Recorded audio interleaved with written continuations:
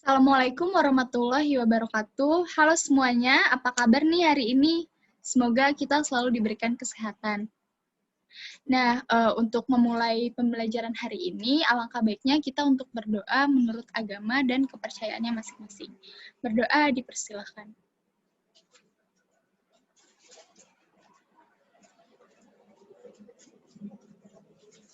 Selesai. Oh ya, untuk yang belum mengisi absensi, silakan isi absensinya terlebih dahulu ya. Sekarang kita akan masuk ke materi baru nih, tentang suhu kalor dan perpindahan kalor. Kayaknya udah nggak asing ya di telinga kalian, karena kita udah pernah belajar nih tentang suhu kalor dan perpindahan kalor ini sejak SMP, bahkan SD pernah kita mempelajarinya ya. Nah, baik. Di sini saya punya gambar nih. Kira-kira ini apa sih?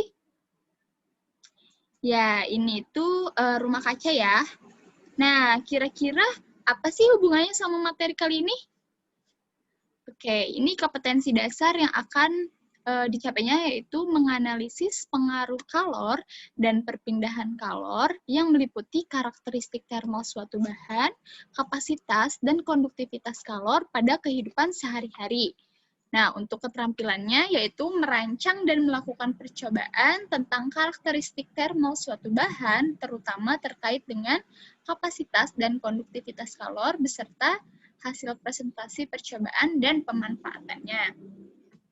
Nah, adapun indikator pencapaiannya yaitu menganalisis pemuaian pada rel kereta api, pemanasan es menjadi air, konduktivitas logam, aluminium, besi, tembaga, dan timah, lalu menganalisis pengaruh kalor terhadap perubahan suatu benda, menganalisis pengaruh perubahan suhu benda terhadap ukuran benda atau pemuaian, dan menganalisis perpindahan kalor secara konduksi, konveksi, dan radiasi. Nah, di sini ada peta konsep ya. Suhu yang tadi udah sedikit kita bahas sedikit, kemudian ada kalor. Nah, kalor ini dapat menyebabkan pemuaian dan perubahan wujud zat dan mengalami perpindahan kalor. Dengan cara apa nih? Dia dengan cara radiasi, konveksi, dan konduksi. Nah, untuk pemuaian sendiri ada pemuaian zat padat, zat cair, dan gas.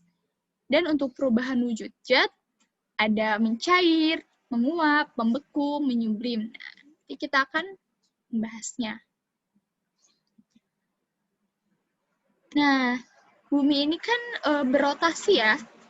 Dia berotasi selama 24 jam setiap hari dan menyebabkan pergantiannya siang dan malam.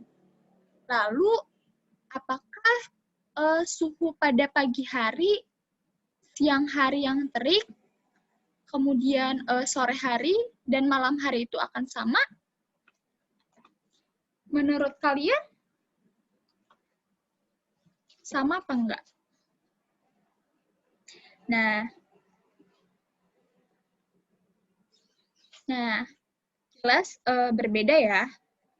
Terus apa sih yang membedakan suhu pada pagi hari, siang hari, sore hari, dan malam hari itu? Nah, kita harus tahu dulu nih pengertian dari suhu dulu ya. Nah,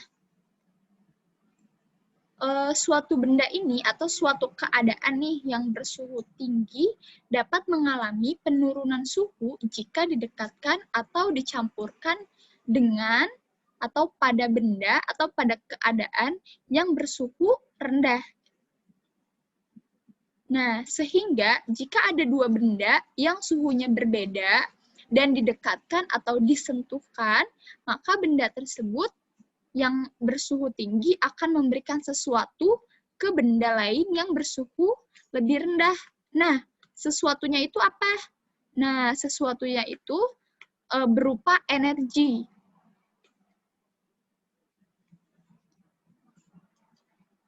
Nah, jadi kita tahu nih, kenapa sih suhu pada malam hari itu berbeda dengan suhu pada sore hari, siang hari, dan pagi hari. Nah, hal ini disebabkan karena adanya perbedaan temperatur ya. Jelas, temperatur pada pagi hari akan berbeda dengan malam hari. Kenapa sih?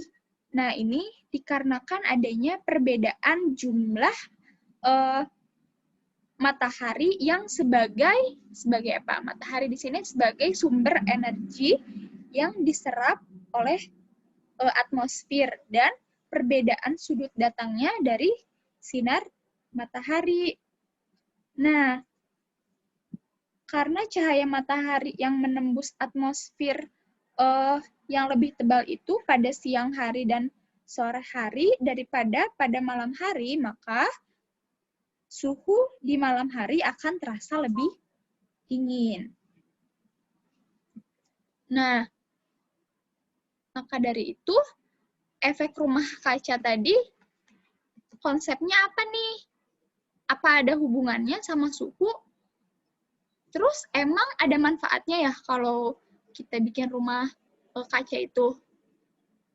Tapi kok di Indonesia jarang ya ditemukan? Nah, bukannya rumah kaca ini berdampak negatif? Kan bisa menyebabkan pemanasan global. Nah, terus hubungannya sama suhu apa?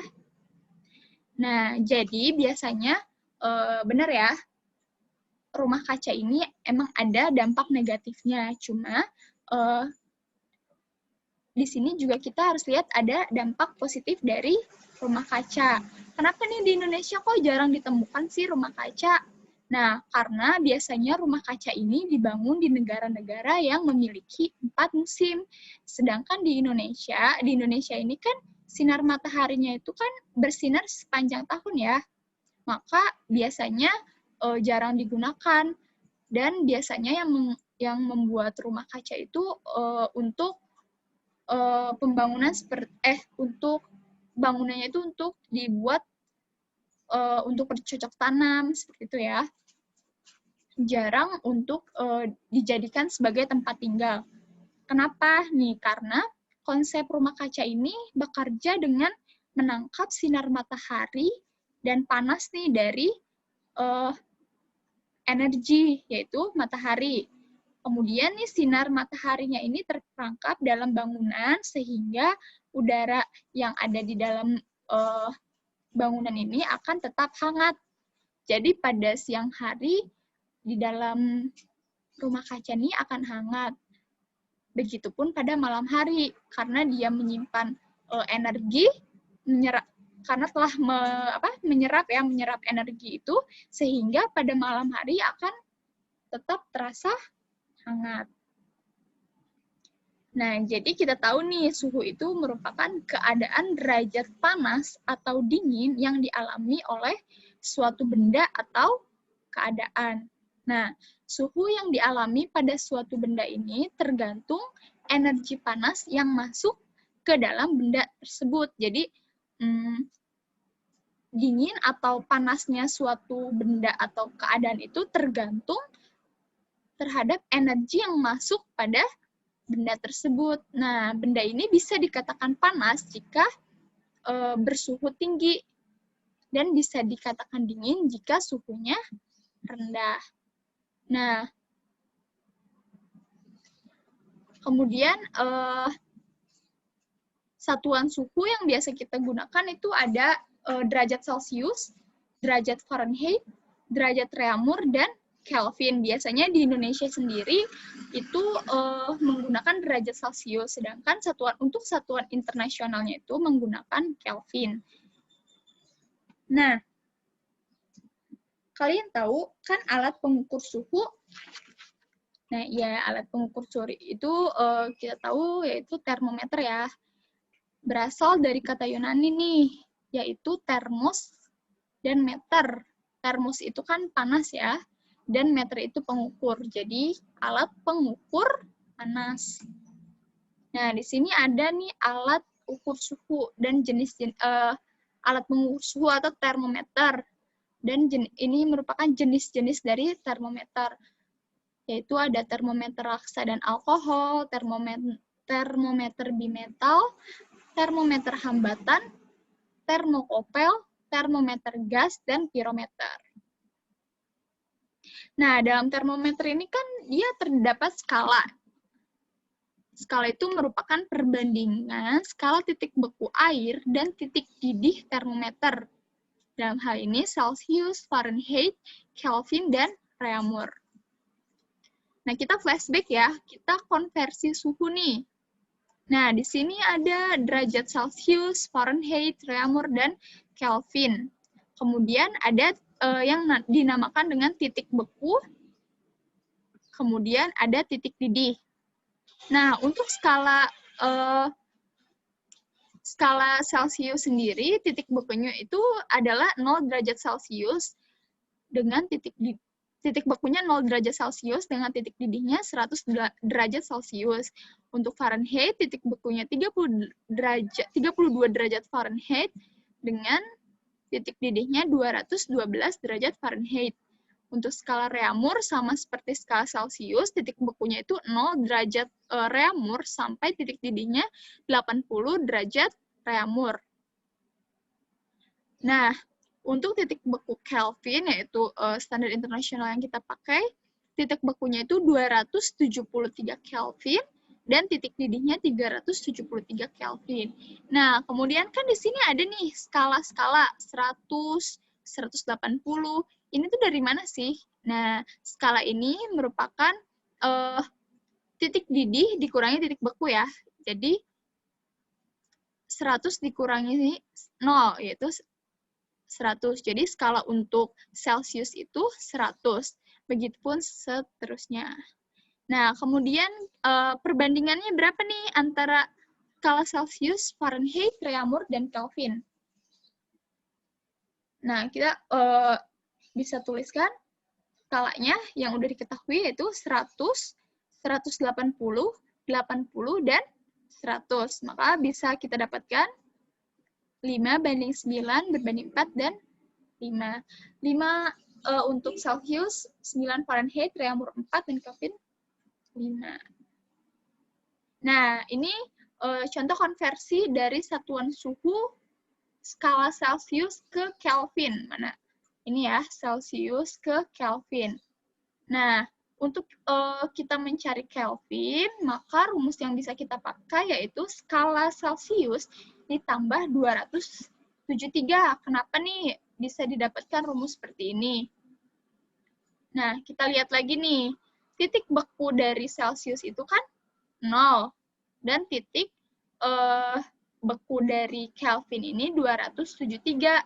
Maka, jika kita ingin mengkonversi suhu 10 derajat Celsius, untuk Kelvin tinggal kita tambahkan 273, begitupun Celsius. Nah, untuk konversi satuan suhu dari Celsius ke Fahrenheit, kita dapatkan rumus seperti ini. Dan Reaumur seperti ini. Dari mana sih rumus ini? Nah, rumus ini kita dapatkan dari,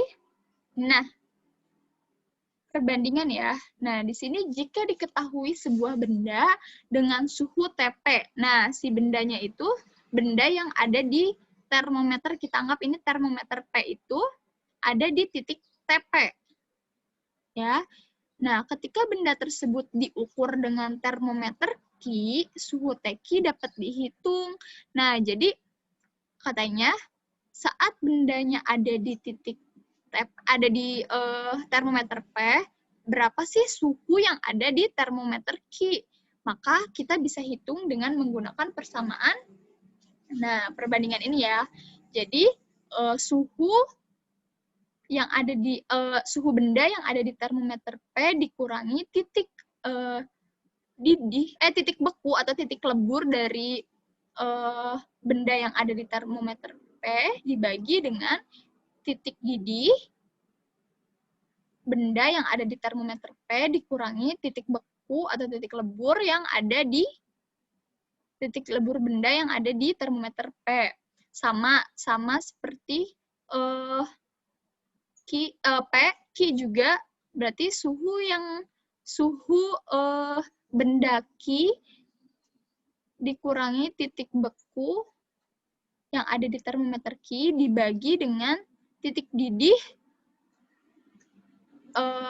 termometer Q dikurangi titik beku termometer Q. Maka nanti akan didapatkan hasil seperti ini.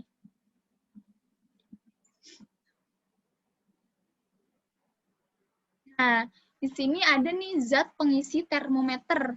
Termometer itu ada yang berisi air raksa dan alkohol. Masing-masingnya itu punya kelebihan dan kekurangannya masing-masing. Nah, untuk kelebihan air raksa itu apa sih? Nah, raksa ini cepat memuai dan memiliki jangkauan pengukuran yang besar. Nah, raksa juga tidak akan membasahi dinding tabung, dan pemuaiannya itu linear terhadap kenaikan suhu.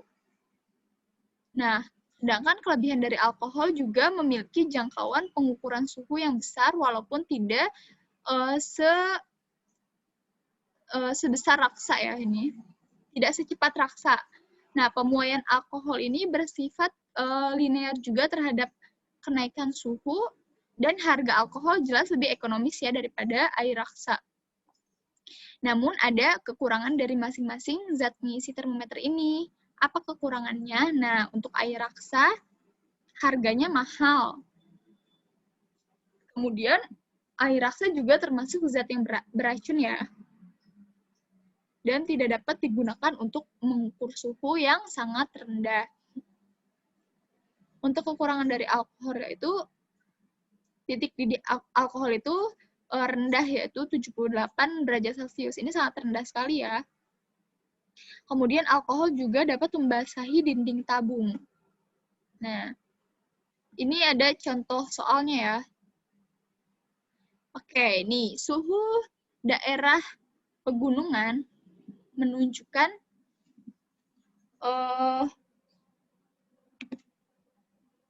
menunjukkan 20 derajat Celcius. Jika dinyatakan dalam skala Fahrenheit, berarti ini konversi. Kita akan mengkonversi suhu. Nah, berarti berapa nih katanya kalau misalnya Celcius ke Fahrenheit?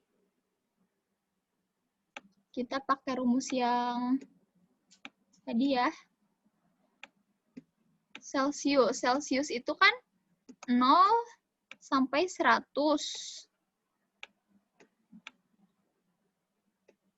Sampai 100. Sedangkan Fahrenheit itu 32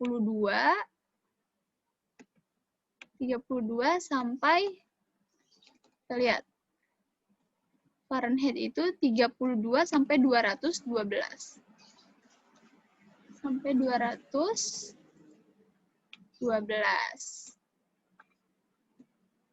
Nah, katanya suhunya ada di sini nih. Ada di 20. Maka untuk di derajat Fahrenheit dia berapa? Gitu kan. Untuk rumus yang tadi udah ada kan kita didapatkan segini nih. Coba kita pakai rumus yang perbandingan tadi ya. Berarti 20 dikurangi 0, 20 dikurangi 0 per 100 dikurangi 0, 100 dikurangi 0 sama dengan berapa? X ya yang akan kita cari, misalnya X nih. X min 32 per 212 dikurangi 32. 32. Aduh, maaf nih. 32. Sama dengan berapa? 20 dikurangi 0, 20 ya. Per 100, jadi 1 per 5 ya. 1 per 5. Sama dengan X min 32. X min 32 dikurangi berapa nih? per 212 dikurangi 32.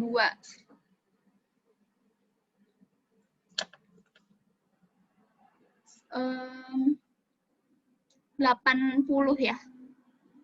Oke, 80. Kita pindah ruas ya ke atas. Jadinya 80 per 5. 80 per 5 berapa? 16. Ini pindah ruas dari positif jadi, dari negatif menjadi positif. 3, 2. Sama dengan X.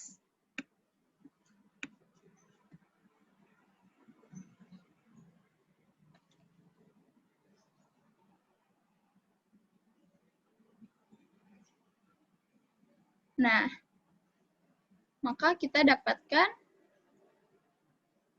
X-nya sama dengan 48.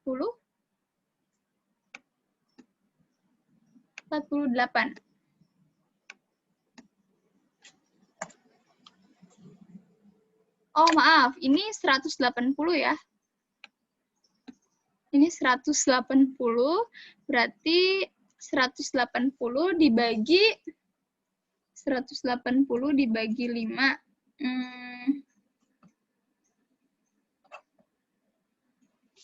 36. Ini 36 ya. Ini 36 ditambah 32. Sama dengan X. Berarti ini hasilnya 68 derajat Fahrenheit. Sama ya? Sama rumus. Nah, oke. Nah, sekarang kita masuk nih ke pemuaian. Jadi pemuaian itu ada pemuaian zat padat, zat cair, dan gas. Tadi ya, kalor itu bisa menyebabkan, mengalami pemuaian. Pemuaiannya itu ada zat padat, zat cair, dan gas. Nah, apa sih pemuaian itu? Jadi pemuaian itu merupakan perubahan suatu benda yang bisa menjadi pertambahan panjang, lebar, luas, atau bertambahnya volume karena terkena panas. Nah, di sini ada contoh rel kereta ya. Kira-kira menguntungkan atau merugikan sih bagi kehidupan manusia? Nah, biasanya nih, si rel kereta ini akan bertambah panjang jika terkena panas kan. Nah, makanya kenapa kalau rel kereta itu dibuat pasti antara satu dengan yang lainnya itu tidak nyambung. Pasti ada celah kayak gini nih. Ada celah. Karena saat dia mengalami pertambahan panjang, dia masih ada tempat untuk menambah gitu ya. Nah, terus apa sih? Terus bagaimana kalau misalkan kita pasangnya menempel seperti ini, tidak ada ruang. Nah, yang terjadi adalah saat mengalami pertambahan panjang, dia akan tidak lurus lagi, dia akan belok-belok seperti ini. Jelas akan merugikan bagi kehidupan manusia. Nah, untuk pemuaian zat padat ini, ada yang dinamakan muai panjang, muai luas, dan muai volume. Nah, ini muai panjang ya. Jadi, awalnya nih panjangnya L0. Kemudian, dia mengalami pertambahan panjang sebesar delta L. Maka rumusnya bisa kita tuliskan sebagai delta L sama dengan alfa kali L0 dikali delta L. Alfa di sini merupakan koefisien dari muai panjang.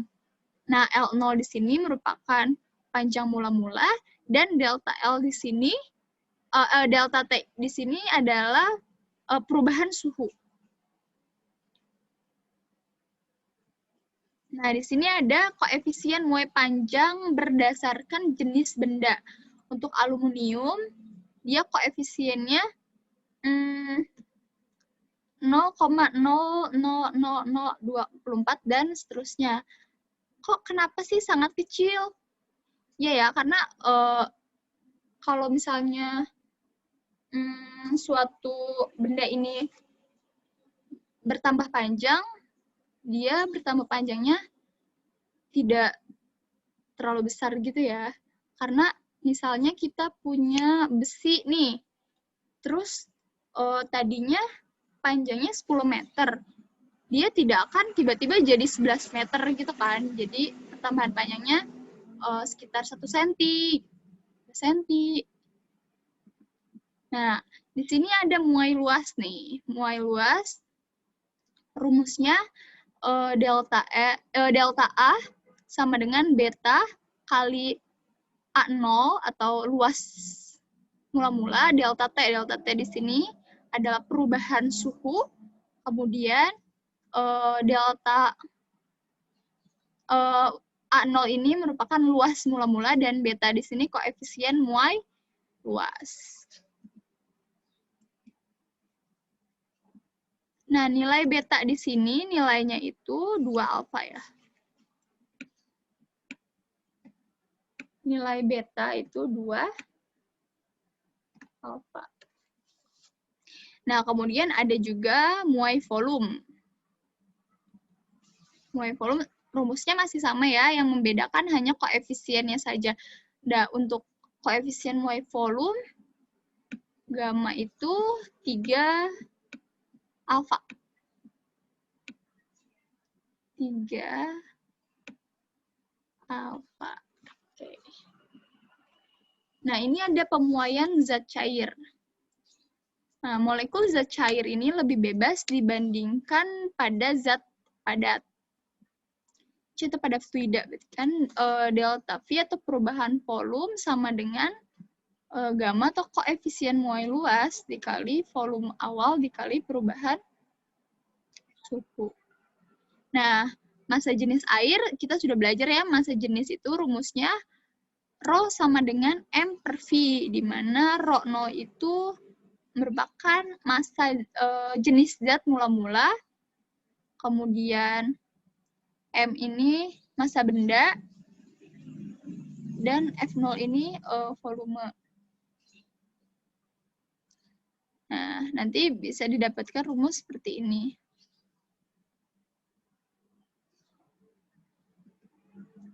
Nah, ini ada koefisien muai volume nih berdasarkan jenisnya. Kalian bisa lihat tabelnya.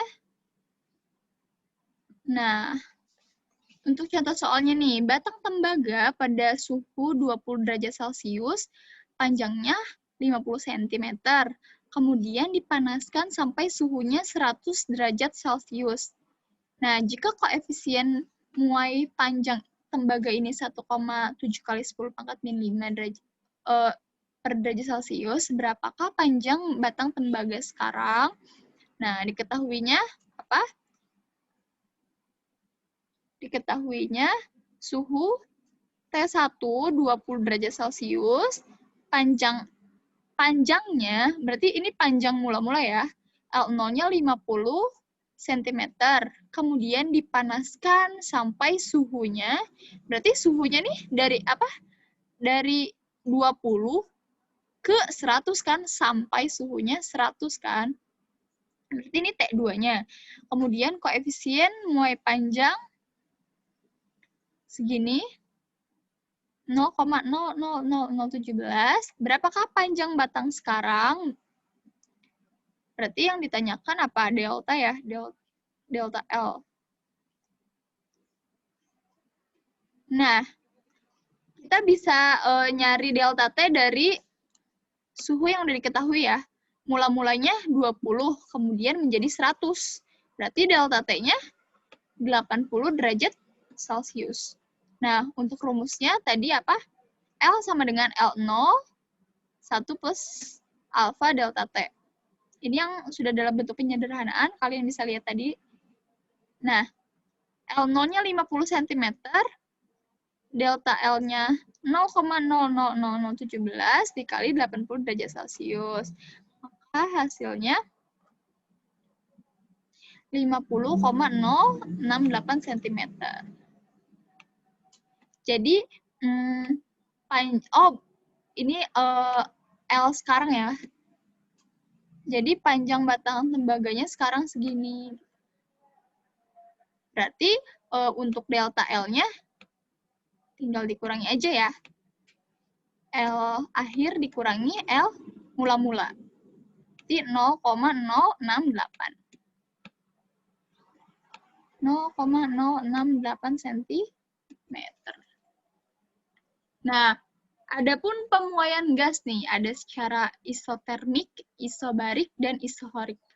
Bedanya apa sih? Nah, dalam persamaan gas ideal ini, kita mengenal hukum Boyle-Guy-Lusac, di mana P1V1 per T sama dengan P2V2 per T2.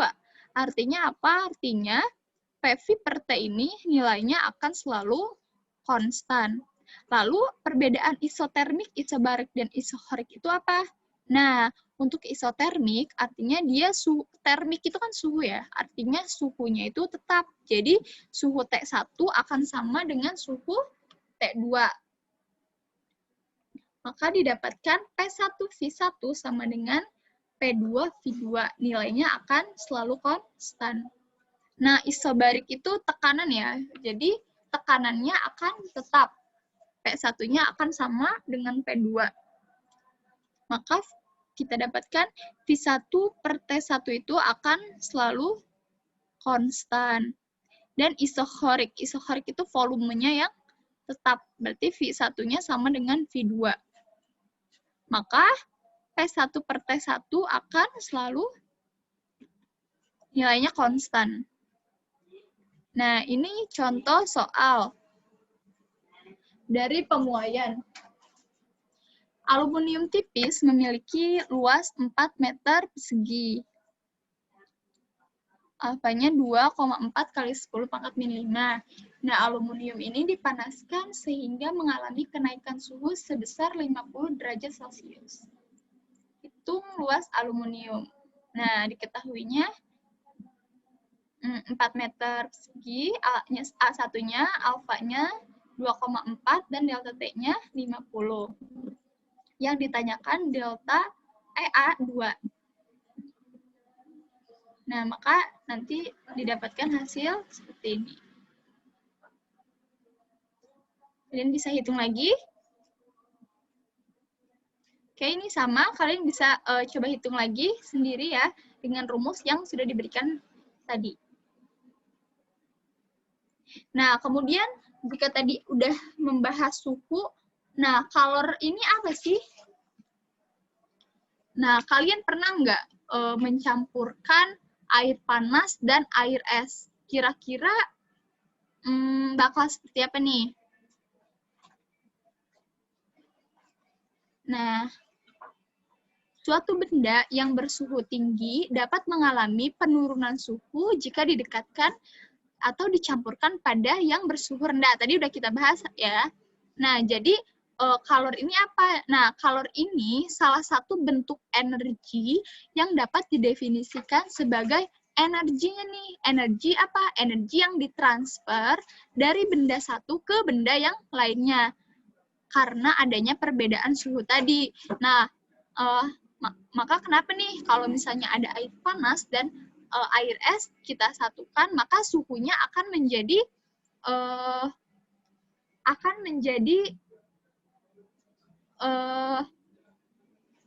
suhunya akan jadi seimbang, atau yang panas akan terjadi penurunan suhu dan yang dingin akan mengalami kenaikan suhu. Nah, ini diakibatkan karena adanya kalor, yaitu energi yang ditransfer. Karena diakibatkan adanya perbedaan dari suhu. Nah, karena kalor ini kan merupakan energi panas zat yang dapat berpindah dari suhu tinggi ke suhu yang rendah. Nah, untuk satunya kan kita pernah dengar nih 1 kalori. Apa sih 1 kalori itu?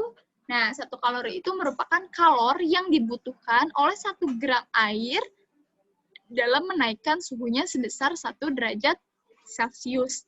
Kita dapatkan rumus Q sama dengan MC delta T, di mana itu merupakan energi kalor, M-nya ini massa, C-nya itu kalor jenis benda, dan delta T-nya ini merupakan perubahan suhunya ya, atau kenaikan dari suhu. Nah, 1 kalori ini sama seperti 4,2 Joule, dan 1 Joule-nya itu merupakan 0,24 kalori. Nah, kita juga mengenal dengan asas Black ya. Mungkin kalian pernah dengar juga nih di SMP, asas Black ini yang menjelaskan tentang hukum kekekalan energi kalor. Nah, jadi asas Black ini berlaku pada sistem yang terisolasi, artinya tidak ada kalor yang masuk ataupun keluar lagi dari sistem. Jadi kalornya itu akan seperti itu. Jadi nggak ada yang keluar lagi, nggak ada yang masuk lagi. Nah, bunyinya seperti ini. Jika dua benda yang berbeda suhu saling melakukan kontak, maka akan terjadi aliran kalor dari benda yang bersuhu tinggi ke benda yang bersuhu rendah, sehingga mencapai keseimbangan termal. Nah, ini ya. Jadi, yang disebut dengan keseimbangan termal itu di mana adanya keseimbangan antara antara benda yang suhunya tinggi dan benda yang suhunya rendah terus bersatu dan tidak ada lagi kalor yang masuk dan keluar karena dia berada dalam sistem yang terisolasi. Nah, contohnya seperti ini. Nah, jadi bendanya ini nih yang si A dia melepas kalor dan benda yang B menyerap kalor sehingga dia mencapai titik keseimbangan termal atau bisa kita sebut dengan Q lepas sama dengan Q terima. Jadi nanti suhu akhir untuk kedua bendanya ini adalah sama. Nah, ada juga yang disebut dengan kalor jenis, yaitu banyaknya kalor yang dibutuhkan oleh 1 kg zat supaya suhunya naik atau turun sebesar 1 derajat Celcius atau 1 Kelvin. Kita dapatkan rumusnya C sama dengan Q per M delta T, di mana Q di sini merupakan energi kalor, C-nya kapasitas kalor, M-nya massa, dan delta T-nya kenaikan suhu. Nah, selain kalor jenis, ada juga nih kapasitas kalor, yaitu kemampuan suatu benda dalam menerima atau melepas kalor, sehingga dapat menaikkan atau menurunkan suhu benda sebesar 1 derajat Celcius atau 1 Kelvin.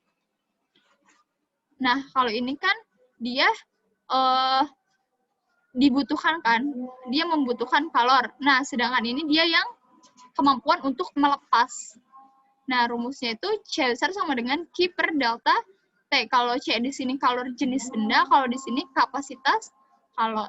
Atau bisa juga C sama dengan M kali C.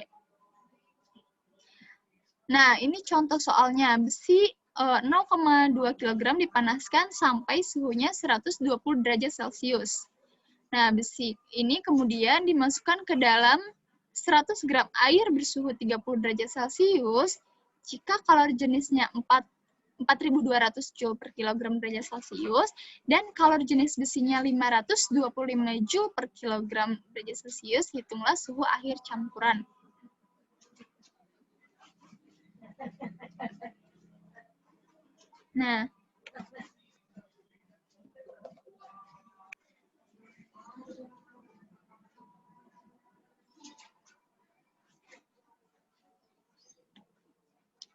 Nah, ya, ini udah diketahui semua.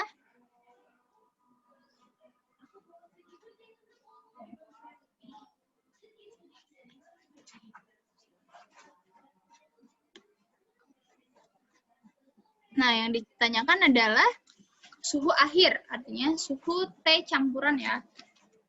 Nah, tadi asas Black Q lepas sama dengan Q serap. Rumus untuk Q itu kan MC delta T, Q macet ya.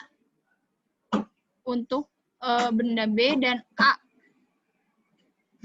Maka bisa kita tinggal masukkan rumus. Jadi kan ini Q lepas, jadi Q yang melepaskan kalor. Dan ini yang menyerap kalor. Masukkan rumusnya dan didapatkan suhu akhirnya itu 48 derajat Celcius. Nah, untuk perubahan wujud, kita akan membahasnya di part kedua. Ya, terima kasih. Mungkin kalian bisa meninggalkan komen di bawah apa yang kurang dimengerti. Assalamualaikum warahmatullahi wabarakatuh.